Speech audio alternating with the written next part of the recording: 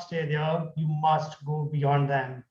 And today, I'm proud to say that Chandigarh University has left no stone unturned in going beyond these plateaus and has made today a historic day for all of us in the August gathering and the presence of our chief guest, Professor Philip Kotler, and many more. Aligned with the sustainable, welcome, sir. Aligned with the Sustainable Development Goals of United Nations, Chandigarh University is going to organize 2021 Tech Invent, a biggest virtual tech event in the history of mankind. A massive event with an expected audience outreach of more than 1.2 million, and prizes worth 2 million will host 52 amazing events in 5 different categories. I'm delighted to welcome all of you to this official launch of our CU 2021 Tech Invent. It's indeed a great pleasure to be amongst this august gathering of the eminent personalities who needs no introduction.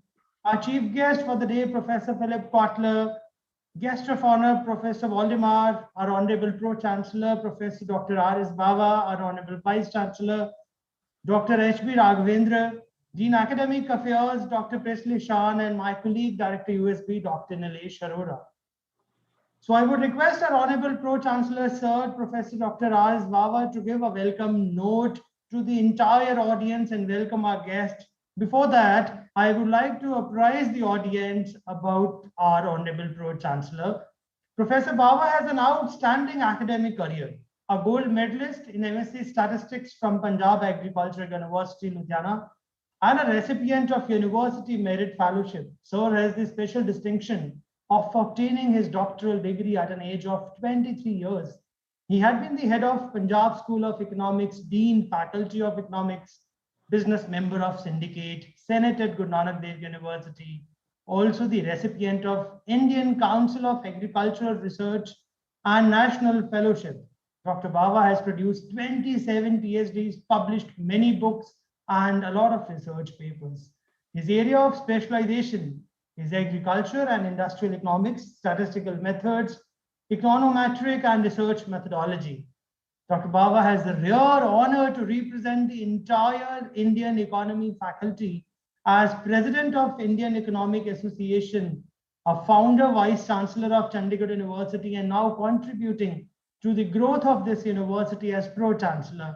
His immense contribution from the establishment of various institutes of our university to setting up of various centralized facilities like student welfare, career development, placement cell, e-governance, and a lot more cannot be described in few lines, sir. Sir, I would request you to please give away the welcome note and start the session. Over to you, sir. Sir, you are please unmute yourself.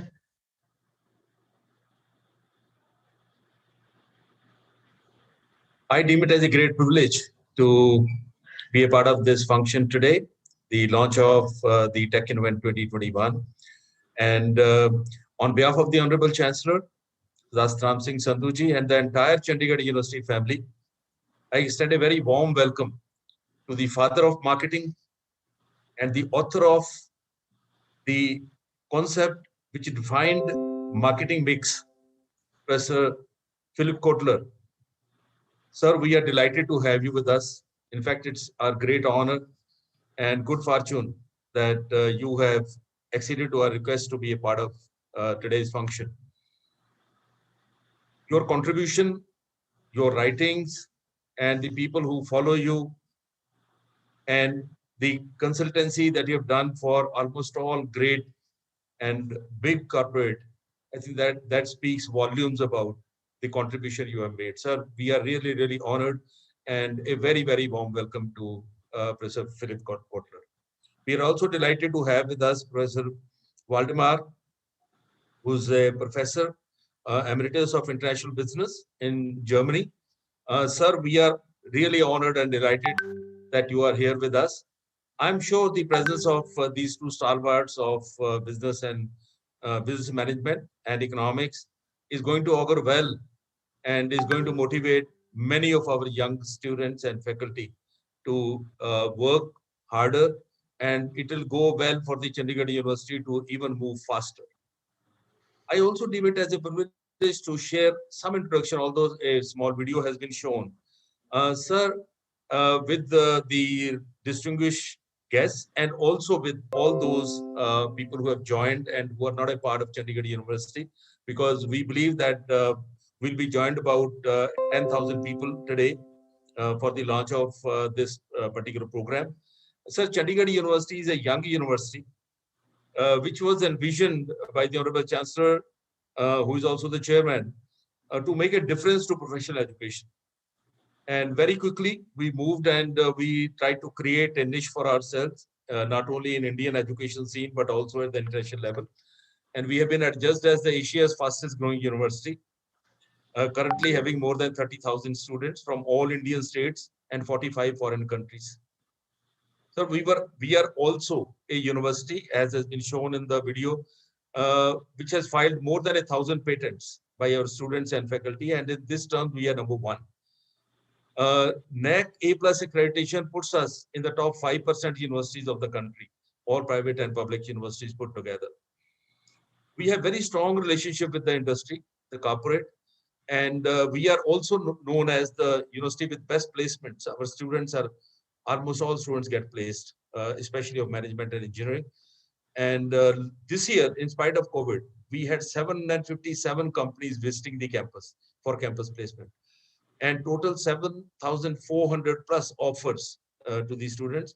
The highest package being 3.6 million Indian rupees, which by Indian standards is pretty much. And also we have more than 300 international partners, to be exact, 309 international partners across 65 countries.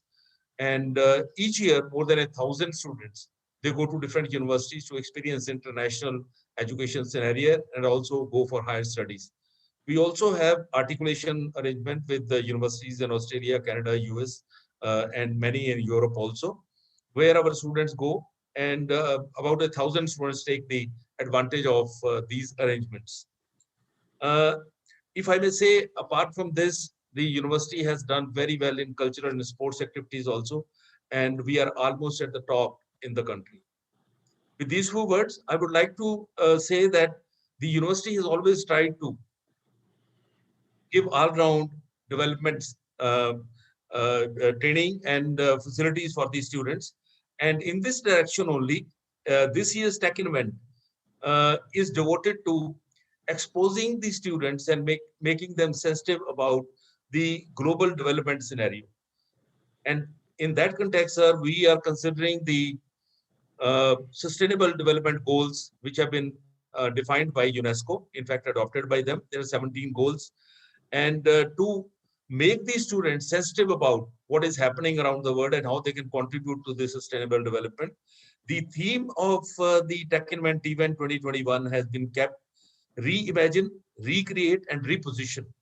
So this goes in the sense that the students will be involved in doing research, taking some efforts so that they can contribute to the sustainable development of the whole country and the world.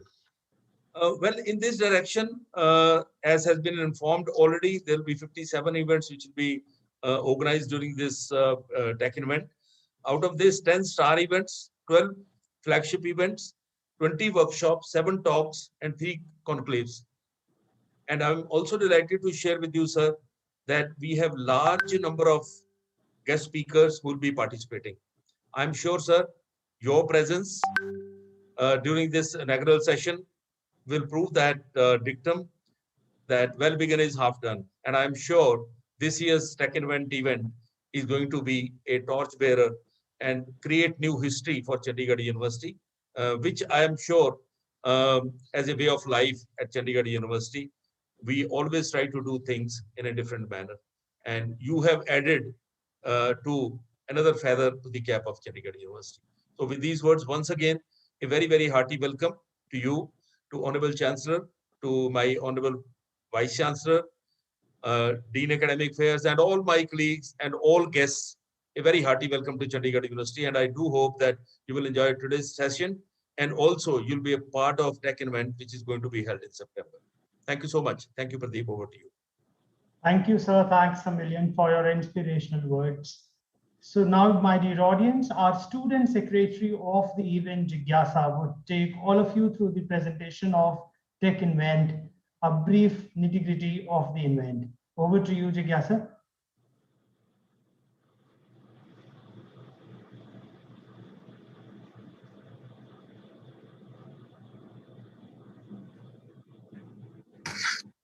Thank you, sir.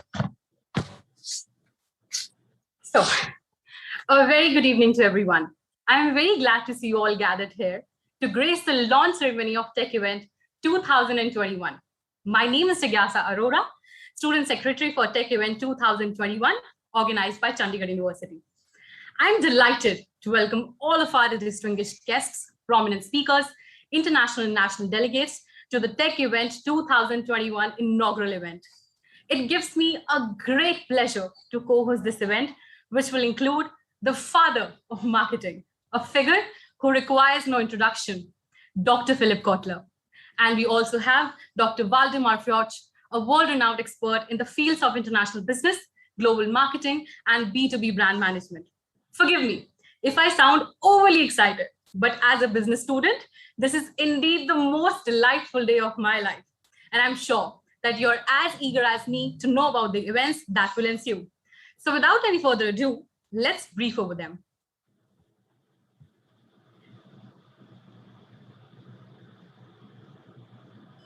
So, Tech Invent 2021 promotes the vision of future free of poverty, hunger, diseases, inequality, and environmental damage.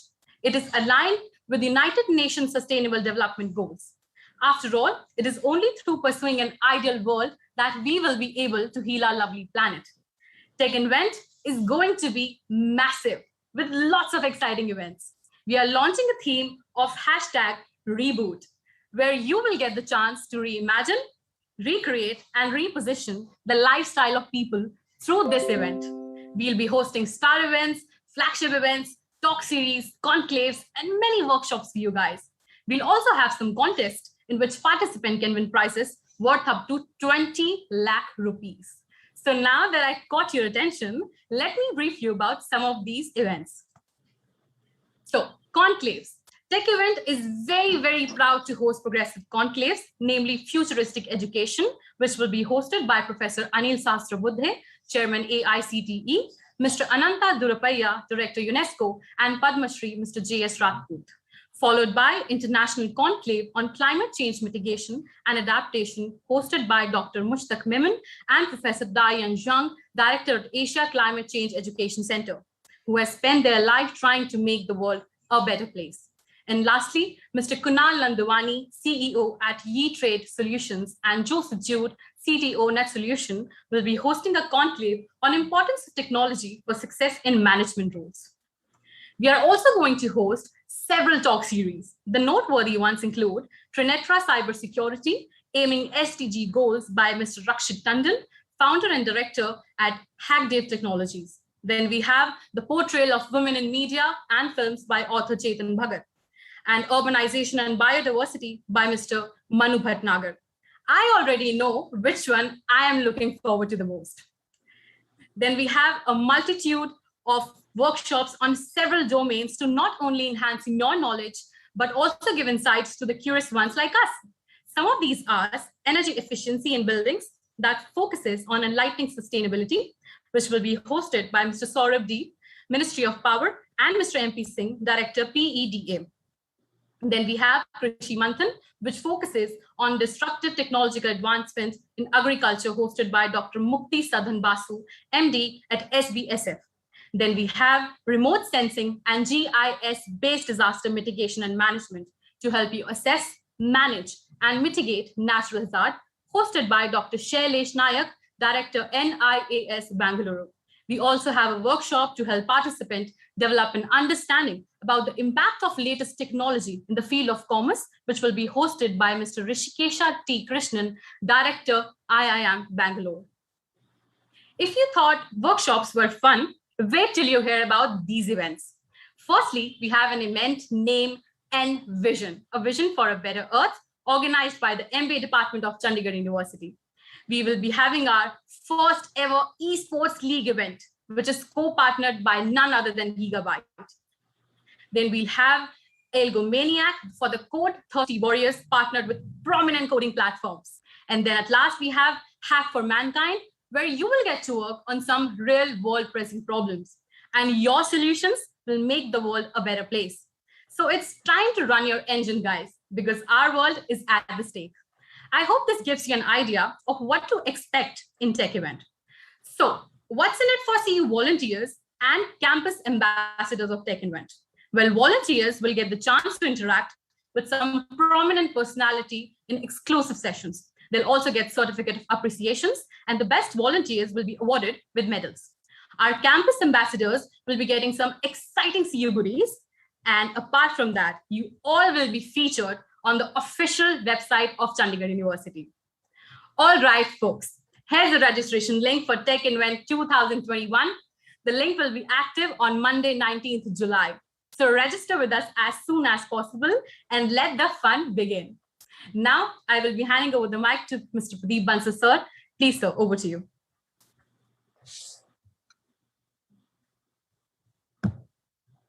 Thank you, Jigyasa. Thank you. So before I avail the golden opportunity of introducing our chief guest, Honorable Philip Kotler, sir, I'm not able to resist myself from narrating one sir's quote. Marketing is not the art of finding clever ways to dispose of what you make. It's the art of creating genuine customer value. So I'm a big fan of yours, and this quote has changed the life altogether of a lot of students. So Professor Kotler is known around the world as a father of modern marketing. For over 50 years, he has taught at the Kellogg School of Management at Northwestern University. Sir's book, Marketing Management, is most widely used textbook in marketing around the globe. This is history. This is his story, how a PhD economist from MIT became the world's leading marketing authority. Philip Kotler is the Johnson Distinguished Professor of International Marketing at Kellogg School of Management, has been honored as one of the world's leading marketing thinkers. Sir received his MA degree in economics 1953 from University of Chicago and doctoral degree in economics 1956 from Massachusetts Institute of Technology, and has received honorary degrees from 22 universities of repute. An author of over 150 articles, 80 prestigious books, including Principles of Marketing. We all have read that. Marketing for Hospitality and Tourism, Strategic Marketing for Nonprofit Organizations, Social Marketing, Marketing Places, The Marketing of Nations, Confronting Capitalism, Democracy in Decline, and Advancing in Common Good, to name a few. His research covers strategic marketing, consumer marketing, business marketing, professional services marketing, and e-marketing as well. He has been a consultant to the famous companies like IBM, General Electric, AT&T, Bank of America, Motorola, Ford, and a lot more. He has lectured several times in Italy, Sweden, China, Japan, India, Indonesia, Australia, Mexico, Brazil, Chile, and many other countries. So a lot of accolades are on your name, but it will take me a long whole day to read all your achievements, sir. So we are highly obliged, highly honored with your august presence in this event. And now we would seek your kind permission, sir, for the launch of our official tech event. If you kindly permit, sir. Thank you, sir. Thank you for the kind permission. So I would request my technical team to launch the official Tech Invent website, please. 10, 9, 8, 7, 6, 5, 4, 3, 2, 1, 0.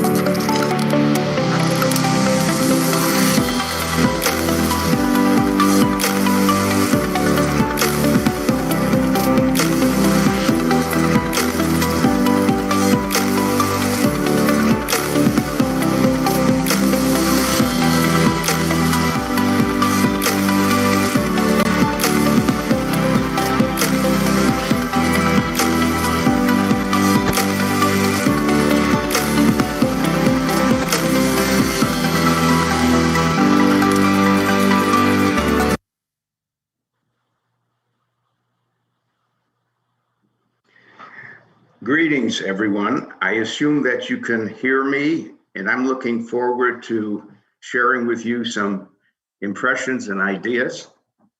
Right now, I'm in a lovely community called Chautauqua, part of New York State, which itself is a marvelous place for rebirth, for people who want to rediscover themselves and the meaning of their lives and their friendships and so on. You know, I'm a very long time friend of India. I was there first in 1956 with my wife, Nancy, and we toured India and loved the civilization we witnessed. And then I was back many, many times again my mission was to help prod India into waking up and bringing its treasures to the new changes that were occurring around the world. I guess I use the expression, you're a sleeping tiger, wake up. And that's happening. It's so clear from seeing the way you just launched your university, your Tech Invent program. It was like the second launch I've seen in a week because I watched the Richard Branson launch up into space, and I'm watching how you are so brilliantly launching this program into space too, world space. My role is to talk to you about what's happening in business and marketing and in the world of social issues. We will come to a book that we developed recently called H2H Marketing. That stands for human to human marketing. In other words, yes, we classify people into producers, consumers, wholesalers, brokers, insurance agents, but it's still human to human. And we want to go so far as to say that even when the employee is talking to his boss, it shouldn't be worker and CEO. If the CEO is human enough, and certainly the worker is human enough, they would be two people talking about sharing a common problem and a common set of solutions. So human to human is the way we hope more people will think about our relationships to other people. Now, my effort will be to talk more about the things that led up to H2H marketing. And my colleague, Waldemar, will speak about the specific contributions we think that our book, H2H Marketing, offers to readers and students of marketing. So let's start with marketing and its development. I noticed that in my being introduced, someone said the father of marketing. I can't presume that at all, because marketing started in the early 1900s by economists, not by marketers, by economists who thought that economic theory neglected certain things important to a modern economy, namely advertising, pricing, but real pricing, not theoretical pricing, real pricing with discounts and promotions and so on. Salespeople, where do salespeople show up in marketing theory, in economic theory? So some economists started to write books running about 700 pages on marketing phenomena, but they were economists writing about it because it had been neglected. And the title that some people gave me at best is father of modern marketing, because we reached a point in marketing where we decided that it should be more of a science, besides an art, that is predicated on scientific studies and findings on what really works. In other words, the earlier textbooks were really more descriptive of what a salesman does, what an ad agency does, and maybe even prescriptive. A salesman should do this, should do that. But where was the science? Where was the research? So basically, when I wrote my book, 1967, the first edition of marketing management, analysis, planning and control, and implementation, I knew I either had a successful book or a very unsuccessful book. And I can't determine that. It's going to be determined by those who teach marketing. And lo and behold, I was just delighted with the number of professors who decided this is how they wanted to teach marketing. And I think what was behind it is they felt good about the book, that they were really teaching something substantial, not just descriptive or prescriptive, but a discipline, that marketing had arrived as a discipline that will grow and have maybe discover laws of what really affects human behavior and good production and a good economy. In any case, though I've been influenced by many scholars, and I am essentially an economist, the best influence person I can point to was Peter Drucker. Now, Peter Drucker is called the father of management. And he passed away, but he's still alive, if you know what I mean.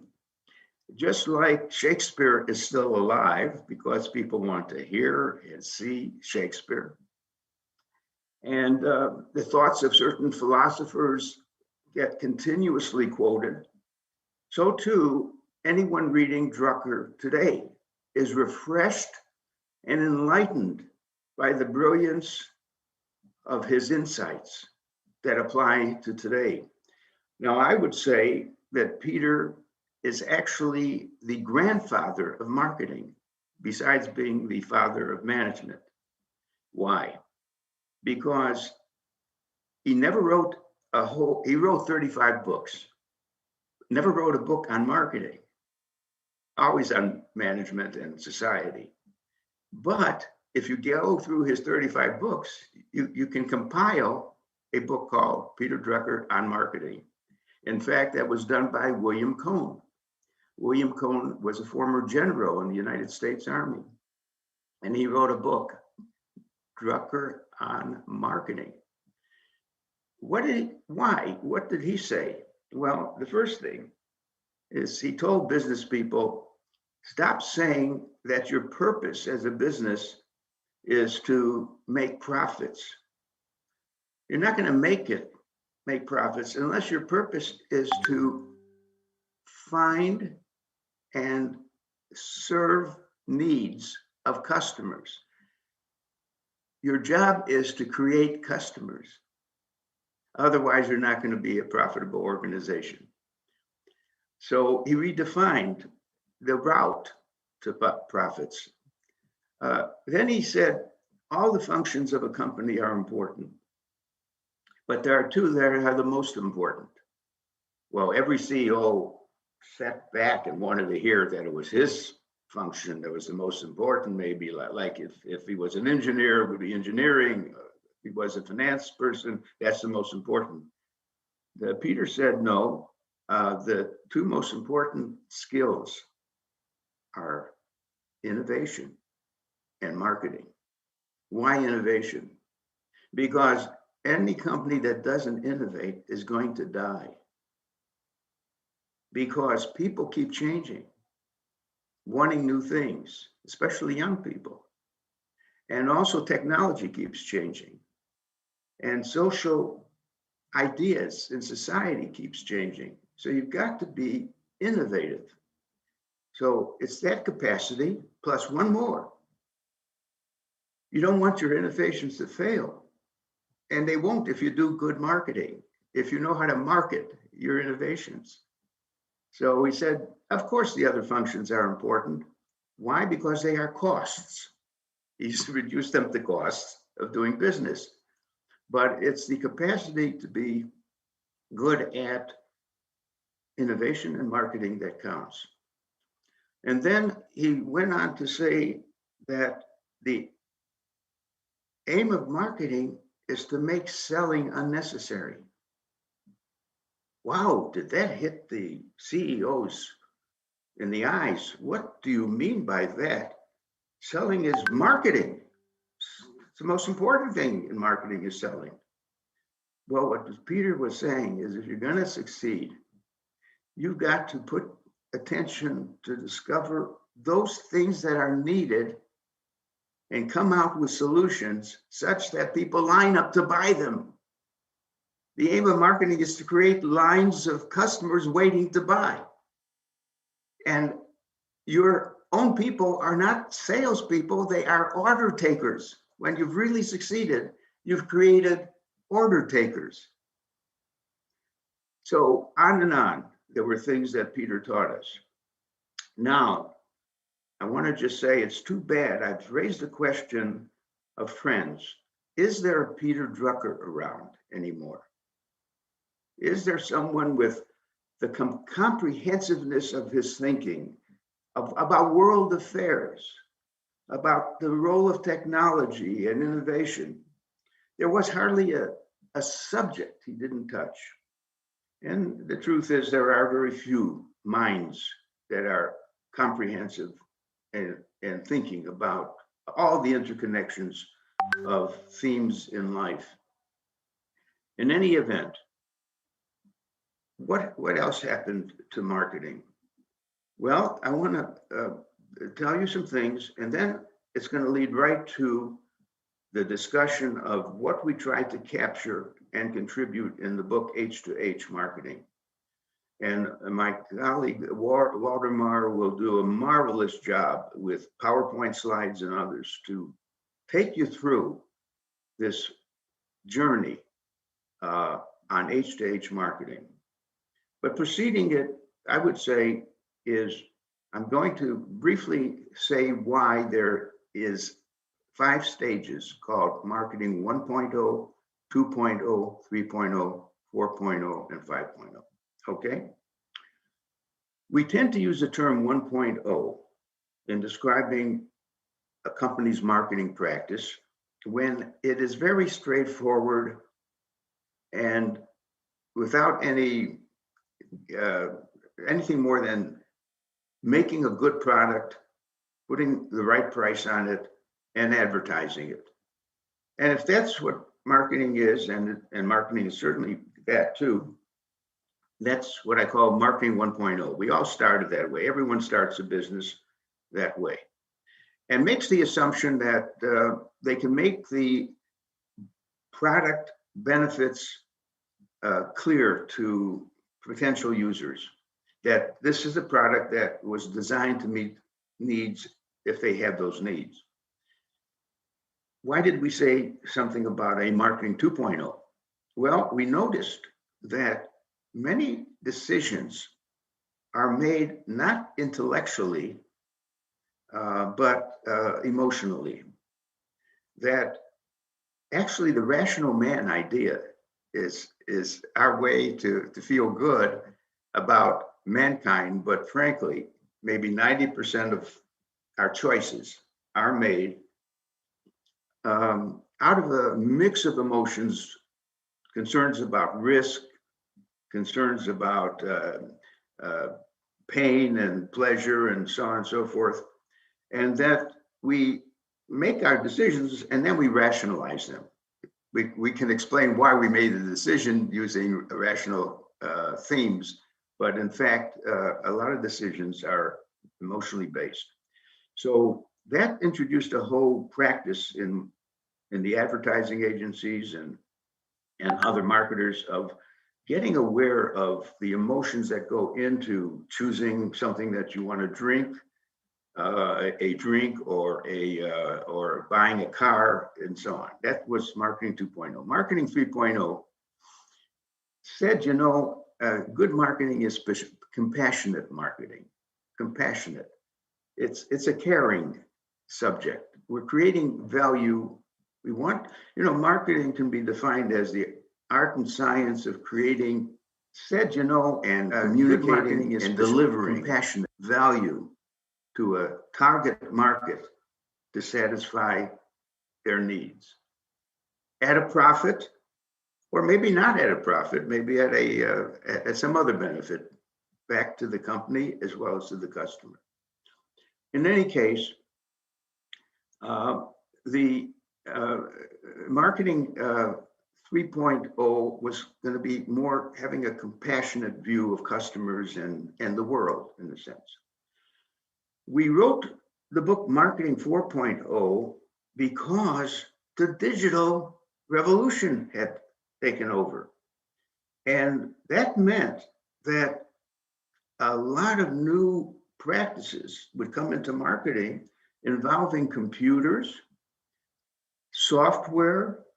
As a matter of fact, there will be what we call new media, social media, whatever that is. There would be possibly the development of a smartphone that had all the information of the world on that little phone. And the phone can be a communication device. Actually, the phone is going to talk to us too. If we ask it a question, Siri will give you an answer. All this development had to be codified and integrated in the practice of marketing. 4.0. That was the themes about the young people coming into the marketplace as consumers and as managers too, and employees, and how it's a changed world. Now, it didn't mean that we were banishing traditional marketing. That's the worst thing you can do. You have to do traditional marketing too. You have to have your 30-second commercials if you're going to do any brand building. I mean, you can't build the brand just by a separate message to each customer that is individualized to each customer. You need a big show to talk about the virtue of your brand and so on. So you're going to use traditional, but you're going to supplement it with online marketing. That is to say, you can have the capacity to reach individuals if you have a lot of data about their wants and needs and perceptions and so on. And people will eventually have two ways to get a product. They can go to the store or they can order it online. As a matter of fact, with the risk to those who run stores that eventually online buying may exceed going to the store. Unless the store also offers online selling too. That is, you don't have to come to my store, but you can address my store on the web and place an order that goes through my store for the goods that you want. So the world was going to be a different place. That's 4.0, and we described, our purpose was to have managers read about this new phenomena and move as quickly as possible into learning digital marketing in the digital world. So why did we write 5.0? 5.0, we began to realize that a whole new set of tools were being created that are coming into use in marketing because of the digital revolution and so on. One of them being just the idea of AI, artificial intelligence, and algorithms. We're going to create software programs which will make decisions for us. What do we mean by that?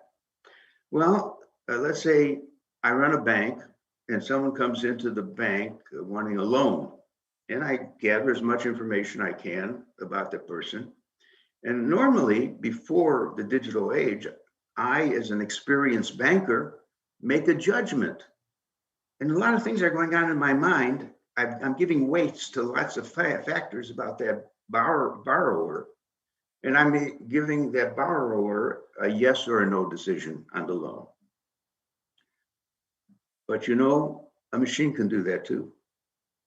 You can create a software program, and we call it an algorithm, that has a lot of experience based in it, built into it, with a weighing of the variables that quickly, much more quickly, says yes or no to the bank loan. So a lot more marketing decisions are going to take the form of algorithms driving our decision making, even when we're asleep. It is possible. You know, marketing goes on day and night, not just when you're awake. And you may have to trust that certain things will be happening all the time that may need some response, whether you're awake or not. That's what we call marketing automation, to automate a lot of things. But that's marketing 5.0. What are these other tools besides algorithms and so on? Well, just virtual reality, augmented reality. We can simulate a lot. For example, develop a new product and then try to show it without producing it as in a factory and as a product that you can actually buy. Create it as a visual. There it is, and you're watching a customer react to it and raise a lot of questions and so on. And then after the film is done and watched by some prospects, you ask them, is that an interesting product to you? What are its benefits and what the questions would you have about it, et cetera. So basically, we're getting more modern ways to pre-test an idea by making it concrete in film or something like that. And then we fine tune it and try it again now that it's better. And if there's much more applause, it's ready to go to the factory and be made physically, things like that. So there's 3D printing that's growing very rapidly. People are making wearables now that will heat your body if you're in a cold climate, or warm your body if you're in a if you are overly warm. I mean, warm if the temperature isn't right. There's so many new developments that what my friend V. Kumar from India, but in the United States now practicing, has a wonderful book called Intelligent Marketing, reviewing all of the many new tools in marketing. So where does that leave us? There's new concepts arriving all the time in marketing. It's, you know, marketing isn't like geometry. The geometry we teach in high school today is the same that was taught 2,000 years ago in Greece. And I'd hate to be a teacher of geometry because every year after year, it's the same thing. You can't say that about marketing. You better keep up to date. So much is happening. Design thinking is coming in. Well, there's a whole fraternity of people who say the real answer to being a good builder of new solutions and so on is this being a design, thinking design, whether it's a building you're putting up or an offer, whatever. And then why? What about this fuss about everything's being a product, a physical product? What about services? As a matter of fact, you remember the old idea that Ted Levitt at Harvard said, you don't want to buy a drill, you want to make a hole. It's just, the drill is just a product that gives you a service called making holes.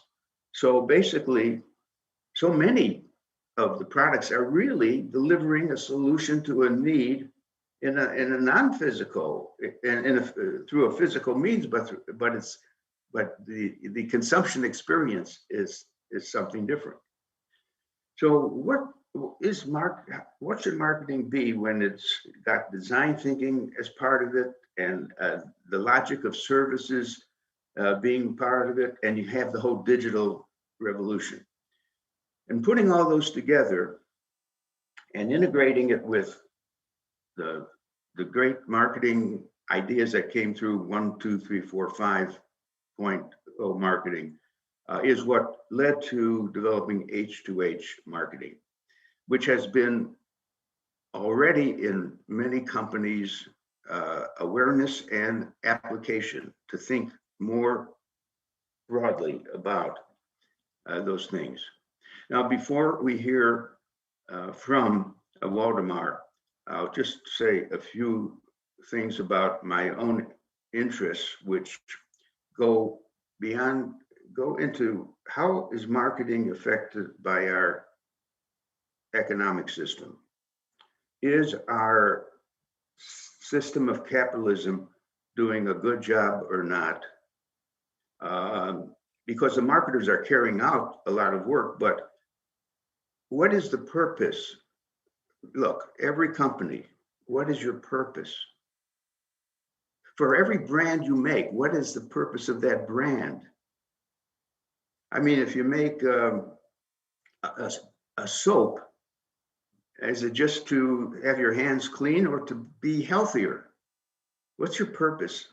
I'm thinking of Unilever. Unilever, under the CEO, Paul Polman, who retired just recently, made every brand manager have defined the purpose of the brand, each brand. And then for each division of the company, like the food division, what is the purpose of our food division? I mean, let's get at a higher purpose than just making some ice cream or whatever. What's the higher purpose of the food division? What's the higher purpose of the cleaning department that makes products that help you clean your home or whatever? What's the higher purpose? So those kinds of questions. And is capitalism really making more, benefiting everyone, or only a few people disproportionately? So I ended up writing the book, Confronting Capitalism, raising 14 things, because it's not against capitalism. It's about the fact that capitalism is different in every country. There's Chinese capitalism, there's Russian capitalism, and I'm talking about American capitalism, and I'm also talking about Nordic capitalism. And I'm saying this: God bless the people in the Norwegian, in the Nordic countries, the 5 Nordic countries, Sweden, Denmark, Finland, Denmark, well, and Iceland, and so on. They all score so high in happiness. There are measures now. We shouldn't only measure gross domestic product, GDP. We should be measuring gross national happiness. And here, the United States is number 16. Finland and Denmark are fighting over first place in happiness. That's what the battle is now. It's not that happiness is unimportant, it's who's winning it. And Finland, in the last 2 years, happier than Denmark, but they're all happier and healthier. So is a society good if it doesn't distribute a lot of happiness and health among its people? And that goes back to democracy and the proportionate sharing of the wealth that's created. How much wealth should be created and how should it be shared is the question. All for the common good. We want our societies to work for the common good, not just to produce 700. In the United States, there are 750 billionaires. Fine. Maybe we ought to tax them more, certainly. But there are too many people who are hungry and homeless and so on. So we've got to move toward a more Nordic model of capitalism if we're going to be proud of our country. And it's for the common good. So that's just a little about how I moved from, as an economist, from thinking about better economic theory, better marketing theory, better societal theory. And by the way, all the business firms, they can't get away without thinking of these questions too. You got to be a company that's practicing clean, better climate, sustainability. You can't be producing things that are hurting our air and water quality. So businesses should have a cause. And we wrote a book I did with someone else called Brand Activism. Your brand should not just describe a product and a service and a price. It should show what your values are as a company. What are you about as a company? Should I care about your company? Does your company care enough about me and others?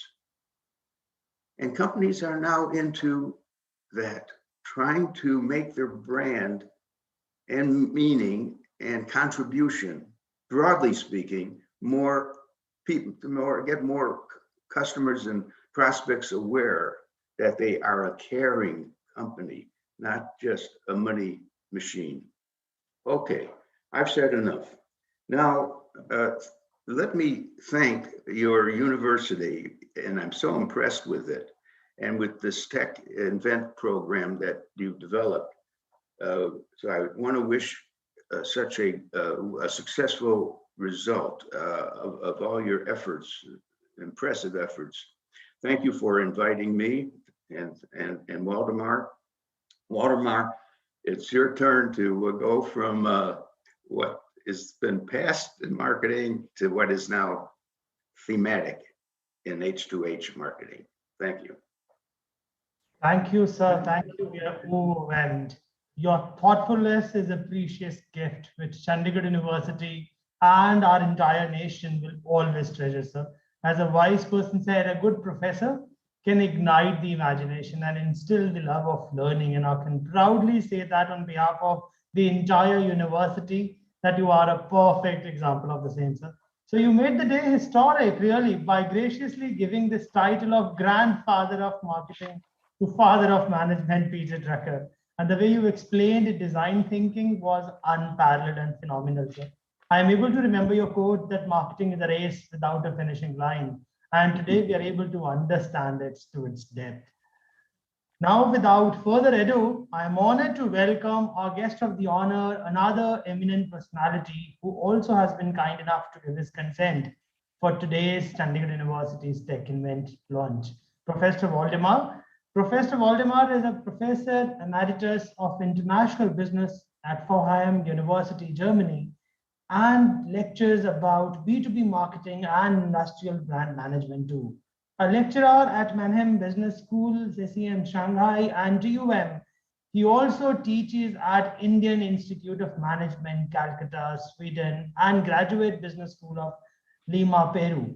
From 2007 to 2010, Sir was Professor of Marketing at China Europe International School, Shanghai. His other teaching positions have been at Executive MBA program at University of Chicago, a visiting associate professor at Kellogg Graduate School of Management, and lecturer for Strategic Graduate School of Management, Northwestern University, a lecturer for Strategic Management at Lake Forest Graduate School of Management.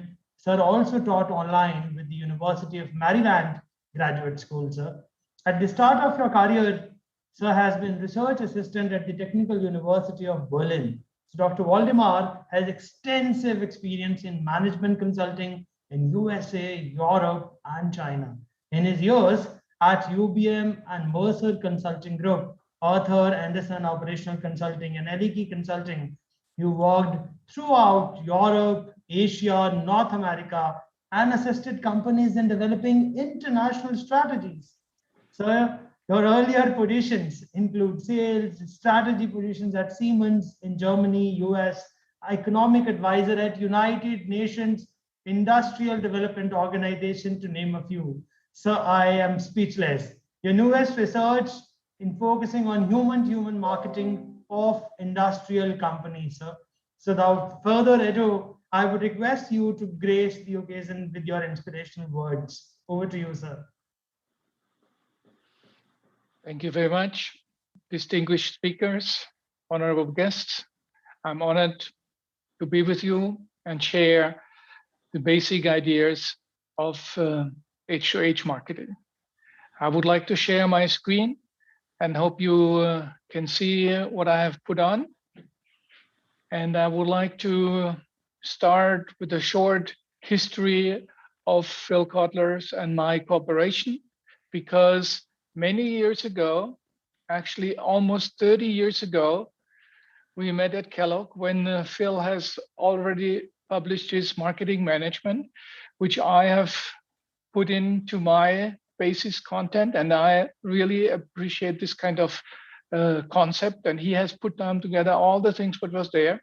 At that time, we had very intensive discussions. And out of that, the first project evolved, which was around about 2000 on B2B brand management. So B2B brand management was not so much developed in the early years, but now in today's world, industrial companies are following the principles of B2B brand management, and many of them became super successful. After 2000, I was at the Pforzheim Business School and the SIPS in Shanghai. And at that time, we published together the B2B2C marketing book, which is actually called Ingredient Branding, the brand in the brand. So we actually did one step further. And then now we put together the new concepts, which is building on marketing management, B2B and B2B2C. And out of this came the new concept of H2H marketing.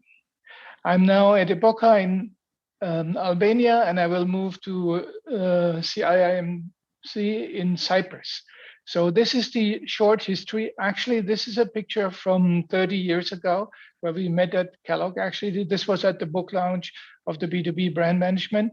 And this was a picture which I took last week, 30 years later, where we are doing online. If we have a picture of the day, I think that also could be very helpful.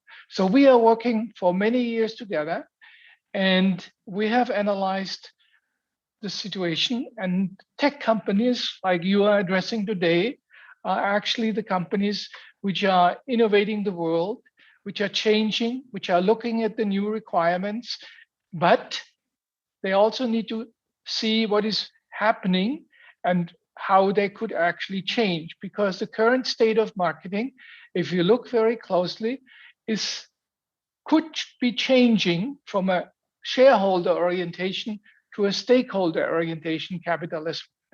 And I personally worked on shareholder value creation. I worked together with Professor Rappaport, and I was very proud in the 80s to introduce this kind of concept. But today I know it is just one element, not the overriding element. At that time, many years ago, it was the overriding element, and many companies are still hanging on to this principle. And this principle actually created a situation in the industrialized world which is not so favorable for most of the people. So the consumer spending are rising enormously, and the labor income is actually going down. And this kind of scissor, which is opening up, actually creates not very favorable situations for many of these people. Phil has written a book on common goods, which really addresses this issue. And this is a very interesting concept. And I highly recommend this book to read. He actually continued to work on confronting capitalism. And I think these are thoughts for the industrial world. I mean, since we are speaking to the Indian world, I think you need to know what that concept means. And of course, the Indian reality could be very different, and you could create probably much sooner a better world than we can do this in the industrialized countries like the United States or Europe. Well, in today, we are seeing the world a little bit different. We think we should look at the stakeholder concepts, where not only the shareholders, but also society, consumers, government, and other members are included. So the H2H marketing is built on a new thinking where stakeholders are the main part of that. Of course, there is more thinking to it. And you mentioned the United States Development Agenda. I would like to mention the Davos Manifesto from 2020, where the human-oriented way of running a company was put into context. We are supporting these principles, and these principles, of course, has to be exemplified in many ways. Many tech companies have the opportunity to go the route of human-oriented or just profit. And we have seen, or we are seeing, this kind of divide, and this kind of divide may make trouble for the world, and it had made trouble for the world. In addition, there are very interesting concepts which we need to consider, and of course also interesting results. And if you look at the scale, on a two-hand scale of benefits for marketeers and consumers, you can say there is also an issue of wicked problems, and this wicked problems has to be solved for the world. Phil has written a book with Christian on brand activation. Most of the ideas of brand activations are actually integrated in the H2H concept, and they come to the conclusion that there could be some wasteful marketing. But what we actually want is not an inane marketing and not an unethical marketing. What we want is a balanced marketing where the customer and the marketeer benefit almost equally. So we have a balanced way of benefits, and that could be in the area of H2H marketing.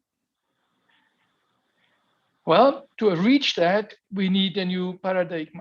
And that paradigm needs to be understood in the way of the development of the theory in principle. Phil just mentioned that most of the marketing actually starts with economics. And out of the economics, two areas were defined. And if you want to read more about that, you should read the first chapter of the H2H book. But the most important thing on the new development is, and Phil has also highlighted that innovation is actually the most important, or one of the most important aspects of marketing. And we are using design thinking as a method to make innovation more human-oriented and bring the things to the market which are helpful to make the human life better. We also thought that service-dominant logic is an important concept, because service-dominant logic changes the approach of how markets are served. I will come to that later. And of course, the digitalization is here to stay. It has changed the world since the 1980s. And out of this new situation, marketing also has to change. And we are recommending that this new marketing is the H2H marketing. Phil just mentioned the development from marketing 1.0. Actually, there was no 1.0. It started with 2.0 and 3.0, and now it's the 5.0. There's a new publication coming up, or it's actually just came up from Phil and Ivan and Hermavan on Marketing 5.0. Phil introduced that very in detail. I just want to mention that most of the aspects are completely integrated in the H2H, and comes to a new model where the H2H is sitting beside service-dominant logic, design thinking, and digitalization. And this new concept makes the marketing complete different. It is a new type of marketing. It's a new development of marketing. It doesn't radical jump. It actually evolves the concept from the existing one. Well, when you look at digitalization, and digitalization does lots of things for marketing. I mean, in the 90s, we had the mass market, and we served that with TV ads and print ads and other ways. It moved to target marketing in the 2000s. But now with digitalization, we actually can address the individual, the one-to-one, the segment of one, as particular showed in the Marketing 4.0. But in today's world, we know now with social media and all the other ways that the individual could be addressed, and digitalization makes this possible. It would have never been possible before. Another aspect of digitalization for marketing is that the amount of service is actually becoming bigger and bigger. So we had physical products. Let me give you the example of a CD, a music CD or DVD. Then it came that you could watch it online, and today it's completely streaming. You never know what will happen tomorrow, but at the end of the day, there is not too much of the physical product left. So digitalization helps to dematerialize the world. So digitalization is very important in the H2H concept. It's the technical prerequisite. It highlights the dematerialization, and of course, very important, the increasing importance of trust, because you don't have physical contact. So if you don't have trust to something, it will not create some kind of a business relationship. So digitalization is actually changing marketing very much. The new concept of service dominant logic comes from the goods dominant logic. Many companies were providing goods, and this is true for many Indian companies. When you look at Tata or Reliance, they provide energy, cars, whatever, and they have tangible. They look for standardization. They have operant resources where they can measure, they make and sell, and in the goods dominant logic, the firm produces value and the customer destroys it. This is the old concept. The new concept in the service dominant logic, lots of individualization and dematerialization. The service is in the middle. So intangibles, individualization, operant processes and resources, and customer and firm co-create value. So when you are producing a product, it actually only comes to the value with the customer. So the customer is using, and by the use, they create value. And the more they can use it, meaning that the more the company provides the services, then the customer gets more out of it. So the service dominant logic actually is the prerequisite, the conceptual foundation. It creates value through co-creation in collaborative ecosystems, and of course, the importance of customer experience. So service dominant logic is the second pillar of the new marketing concept. The third one is design thinking. Many of you went through design thinking workshops. Many of you are familiar with the diamond, the double diamond, where you understand, observe, define, and come to some kind of ideas. Then you prototype, and then you test, and then you have an understanding. But it doesn't stop. You observe again, you define, and ideate, prototype, and test, and continue. So that double diamond is actually very important principle in design thinking. If we use that principle in marketing, we come up with an iterative, continuous process, and therefore the old existing stable marketing mix becomes iterative and dynamic. So design thinking is actually really changing the processes of marketing. So it's human-centered mindset, it's marketing as experimental, it's iterative and innovative process, and of course, marketing based on deep insights into humans. So design thinking is changing, again, the marketing principles. So when you now look at the three elements, digitalization, service dominant logic, and the way the customer looks at it, so the customer view of it, then this creates a new mindset. So you look at the customer with a human-oriented mindset. That human-oriented mindset, of course, gets its humanization through the design thinking, gets its value creation through service dominant logic, and the individualization, dematerialization in the digitalization. So this new mindset creates a complete new focus for the marketing. So digitalization, service dominant logic, and design thinking creates a mindset which can make the marketing very different. So companies who have this mindset, they are in the position to create the new type of marketing. And I would like to encourage particularly the high-tech companies to use this concept, because this concept can make, number one, the access to people better and can make the outcome better. So the digitalization creates the interconnected thinking, creates the agility, creates priority of human over machines. And by the way, this priority you can set, actually you should set, because you still have the opportunity to make it a purely automated, purely digital machine. So the entrepreneur or entrepreneur has the possibility, has the decision in which way to go. So it is really a very human concept. The service dominant logic looks at the service orientation, integrates resource-based view and market-based view, and value is created by the customer together with the company. So this new concept really brings you into a new position and gives you the opportunity to create the new marketing. As I said before, the design thinking is another important element: human-centered experimentation, empathy, and collaboration. And this mindset brings up, of course, an individual mindset. So every person can have that, can make this decision. But more important, we need a corporate mindset. Companies should integrate this H2H thinking, and as we have learned from Unilever, this is one of these companies. I mean, Nestle is also changing.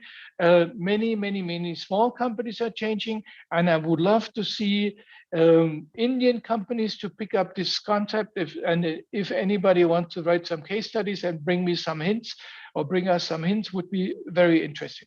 So creating a mindset and creating a corporate mindset is the goal of the new H2H marketing.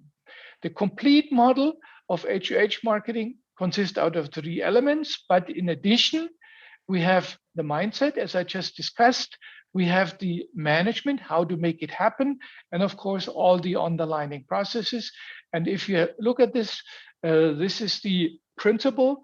It's very described very in detail in our publication. So I would like to encourage you to spend a little bit time to read this in detail. And if there's some question, please send us some mails. As I mentioned before, putting trust and brand in the focus is very important in the H2H marketing because of the new development of the digitalization. And therefore, customer experience, brand, and reputation has to be managed very carefully. You have to create trust. This is the ultimate currency, what we have today. You have trust. It's not the money, it's not the product, it's the trust. Because if you trust, you will be open, you will be willing to continue to buy, to continue to interact with the company. I mean, one of these trusted companies is Apple, and they do a fantastic job. I mean, many companies have created MP3 players, but the iPod made the technology breakthrough. But of course, as you have seen, Apple did not only offer the iPod, they actually offered an ecosystem with all the operant solutions to make music sharing, music listening, whatever possible. And that kind of trust probably creates the basis for many more products to come. Other companies can that do too. Therefore, I would like to encourage you to look at the principles which we have laid out from the 5A. Actually, the 5As are also in the Marketing 5.0. And this is all based on physical and digital touchpoints. We live in a physical world, but nevertheless, particularly through the pandemic, now everything has become digital. And of course, the old principle of aware, appeal, ask, act, and advocate are still applying. So that principle of going through the customer journey is an important principle. But today we have the physical touch points. It could be public relation at the beginning, or a radio or TV ad. Word of mouth, of course, that's very helpful. Could be digital touch points like banners or websites, social media.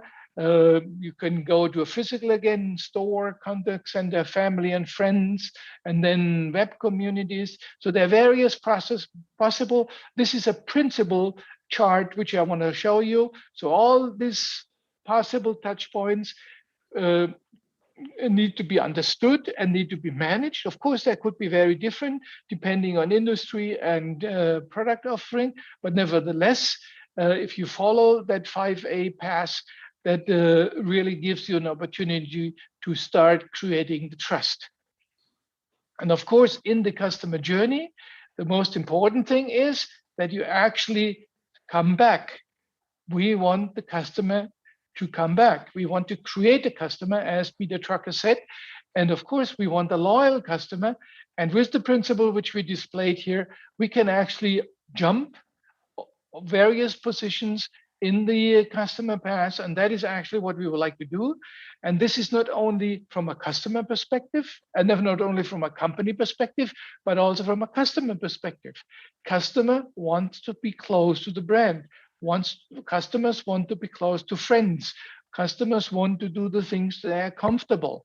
Therefore, brands have a very important role, not only for the company, but also for the customer. And therefore, understanding this loyalty loop is very important. High-tech company can do a lot of things now.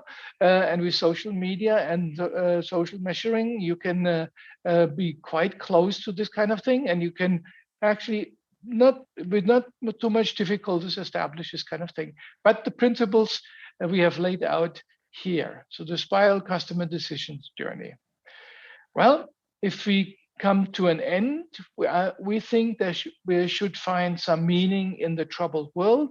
We just had the pandemic. We have real problems in South Africa or Lebanon and other places. There's some issues between India and surrounding countries. I mean, this is a difficult world we are living in.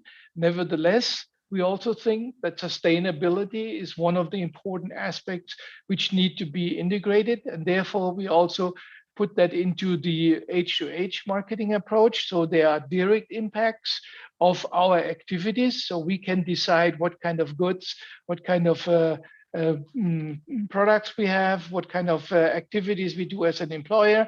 We also have enablers like suppliers, investors, and communities, and we have indirect governments, NGOs, and other things, and all could be integrated into the H2H marketing.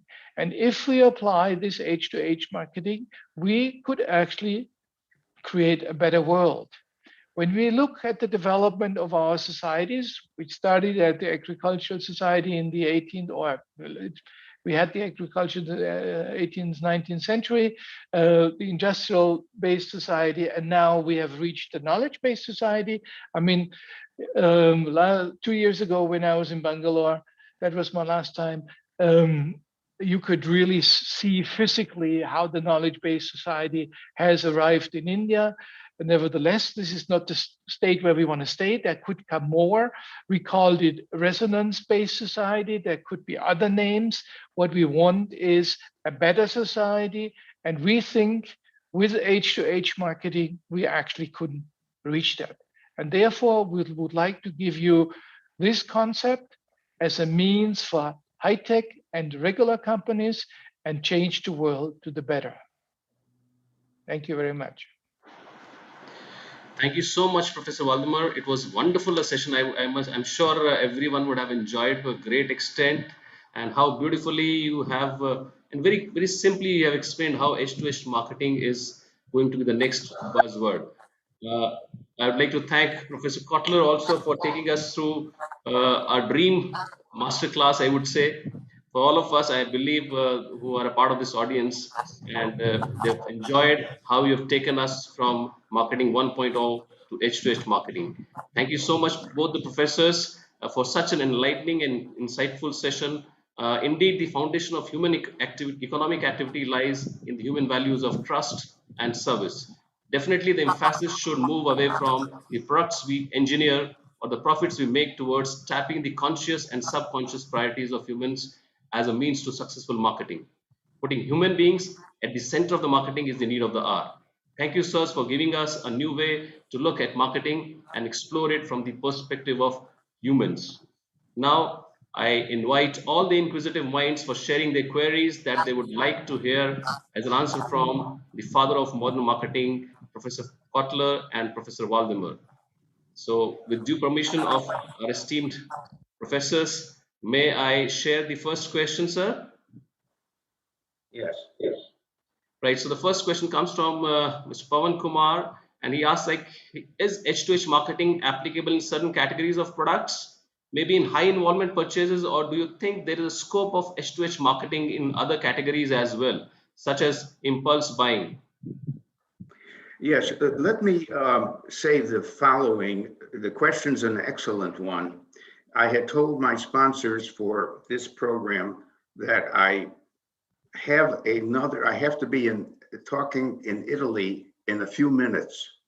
I didn't want that overlap to happen, but I wanted to give my talk. Waldemar did a marvelous job explaining H2H, and he can probably answer that question and the further questions to everyone's satisfaction. So I'm going to take leave, and I really am ashamed that I had to have two programs near each other, but I have to say goodbye. Waldemar, Thank you so much. Thank you, Phil. Thank you, Phil. Thank you so much, Professor Kotler, for staying with us and giving us an opportunity to hear you.